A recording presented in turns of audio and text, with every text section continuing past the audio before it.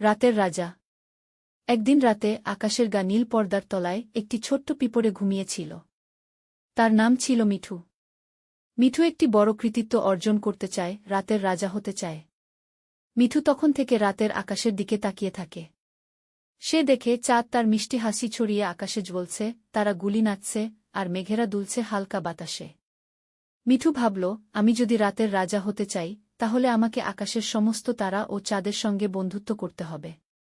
সারারাত ধরে মিঠু এক এক করে সবার সঙ্গে কথা বলল। প্রথমে সে চাঁদের কাছে গিয়ে বলল, আপনি কি আমাকে রাতের রাজা হতে সাহায্য করবেন? চাঁদ হাসি দিয়ে বলল, তুমি যদি সত্যিকারের বন্ধু হতে পারো, তবে আমি তোমাকে সাহায্য করব।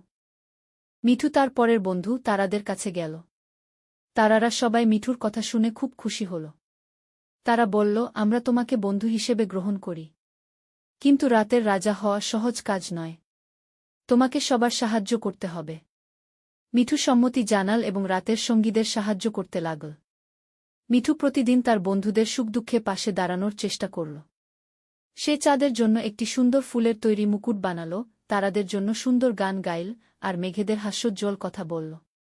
একদিন চাঁদ বলল, তুমি সত্যিই আমাদের সমস্ত প্রয়োজন পূরণ করেছ। তুমি রাতের রাজা হতে প্রাপ্ত। মিঠু আনন্দে লাফিয়ে উঠল। সে এখন রাতের রাজা।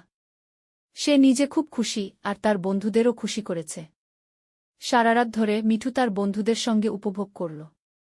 সে জানল, আসল রাজা হওয়া মানে কেবল ক্ষমতা পাওয়া নয়, বরং বন্ধুদের সাহায্য করা এবং তাদের সঙ্গে ভালো সময় কাটানো। এভাবেই মিঠু রাতের রাজা হয়ে গেল। আর রাতের আকাশে চাঁদ আর তারার হাসি প্রতিদিন আরও উজ্জ্বল হয়ে উঠল। এ থেকে আমরা কি শিখলাম? সর্বদা সবার সাহায্য কর।